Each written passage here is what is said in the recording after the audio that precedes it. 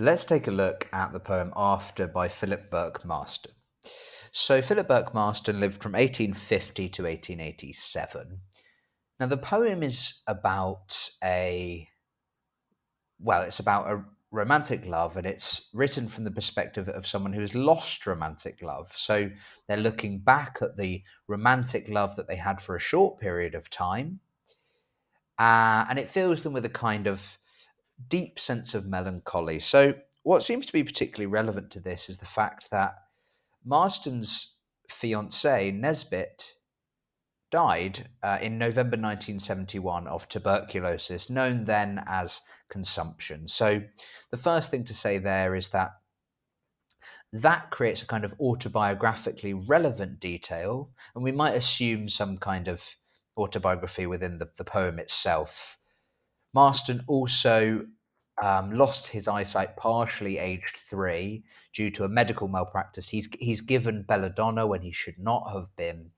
And so this perhaps might produce in him a kind of melancholic disposition that we see within the speaker. But certainly that detail about his fiance's death in November 1971 seems to be particularly relevant. Okay, so the poem, like I said, very much focuses on the idea of a love that has been and has gone and has now left the speaker feeling very empty.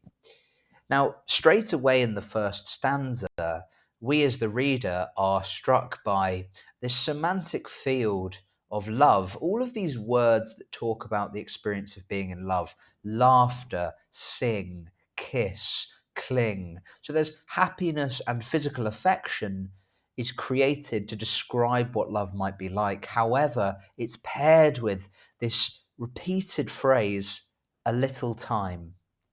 Now, the first 3 lines begin with a little time, so the technique that we can say is being used is anaphora. The phrase a little time also appears twice more later in the poem, but the anaphora is created in the first 3 lines.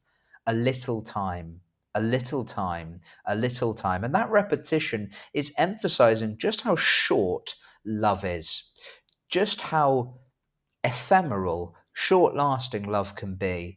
And that's especially true as it's at the beginning of the poem. It's drawing the reader's attention first and foremost to the briefness of love. Now, love is described in positive terms in the poem, sure. And we look at it, stanza 2, the line, a little time for golden dreams. Now, the colour imagery of golden creates a sense that love is precious, like the precious metal gold, and has a kind of dreamlike quality. And the metaphor of dreams is used to describe love, and it makes love seem unreal somehow, and short, and capable of being anything the heart could desire. However, it does not last forever, and that's followed up by the line, then no more any dreaming. So you can talk about the use of the metaphor of dreams throughout the poem. We then might look at stanza 3. Now, the simile is used like a ghost. Alone I move about a ruined heaven. So the speaker compares themselves to a ghost. Now, that to me makes them seem like they feel dead or lifeless inside, but also like their reality is somehow not as real or not as legitimate now as it was before the love, hence that they're now like a ghost. The adjective alone draws the reader's attention to the sense of their feeling of isolation, and that's paired with the first person pronoun I. Like a ghost alone, I move. Now, they describe themselves as moving around a ruined heaven, so their love, when they were in love, they were in heaven. And that religious image of heaven shows what love is like. To be in heaven, in a state of bliss, that religious image is used strongly. But then it's paired with the adjective ruined.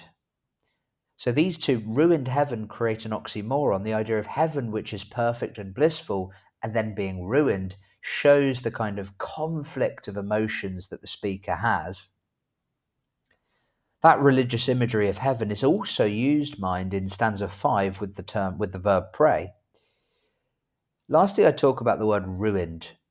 Now, if something's ruined, it cannot be repaired. It cannot be returned to a functional state. It's ruined. It's not damaged. It's ruined, which means it cannot be repaired, which tells us that the speaker is ultimately pessimistic and doesn't think this love will return to them. In stanza 4, we can look at these lines. A little time for speaking things sweet to say and hear, a time to seek and find thee near. So these lines describe the bit in time before the breakup or the collapse of love.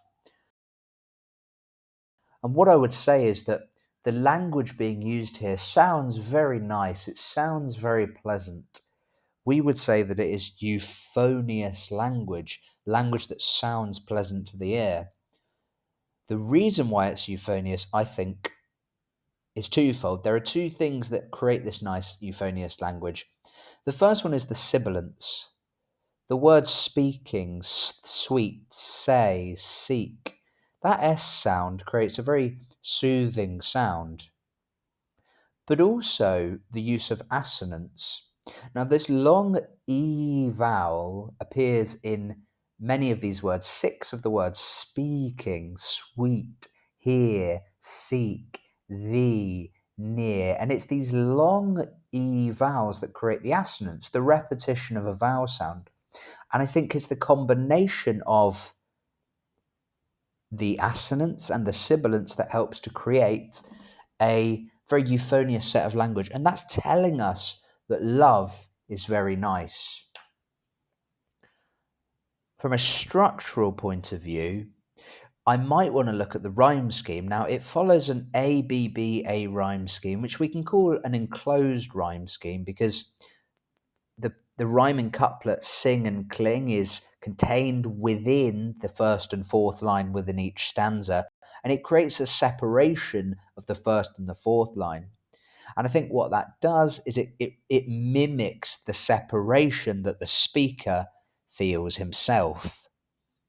The last structural point I would make is about the use of iambic meter. A little time for a little time for laughter, a little time to sing, a little time to kiss and cling. So we have those even numbered syllables being stressed, and that iambic meter seems to mimic the rhythm of the heartbeat and give the reader connotations of romantic love and show the reader romantic love is all that the speaker can think of. Okay, so a couple of nice little structural points that you could include alongside your language analysis.